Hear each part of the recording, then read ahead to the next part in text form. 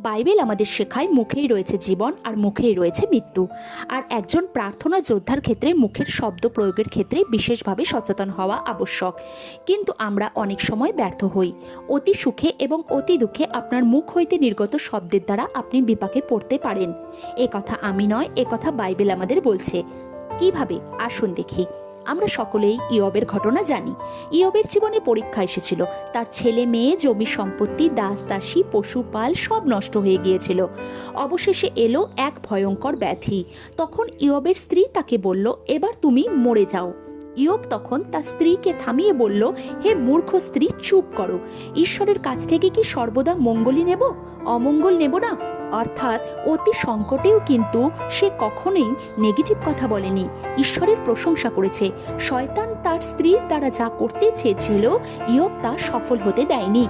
অপরদিকে আমরা বাইবেলে অতি আনন্দের একটি পরিবেশের উল্লেখ পাই। রাজা হেরোদের জন্মদিন, সেই উপলক্ষে তিনি এক মস্ত আয়োজন করেছে।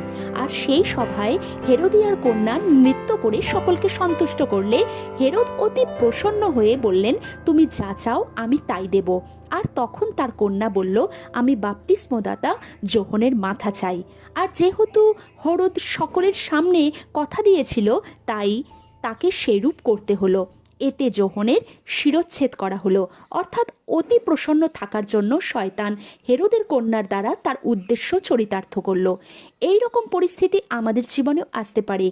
তাই অতি সংকট ও অতি সুখে নিজের মুখের ওপর নিয়ন্ত্রণ করুন। সব বিষয়ে ঈশ্বরকে ধন্যবাদ দিন। শয়তানকে সুযোগ নয়, ঈশ্বরের কাছে সমর্পণ করুন। ইয়বের মতো শয়তানকে আপনার কাছে হার মানতেই হবে। অতি সংকটে ভেঙে পড়বেন না। স্মরণ করুন ঈশ্বরের বাক্য, যে জগতের অন্তিম দিন পর্যন্ত আমি তোমার সাথে থাকব। অতি সুখেও প্রশংসা করুন, আমি তো এইসবের যোগ্য নয় ঈশ্বর, তুমি আমায় যোগ্য করেছ। ভিডিওটি ভালো লাগলে একটি লাইক, কমেন্ট ও সাবস্ক্রাইব অবশ্যই করবেন। জয় যিশু।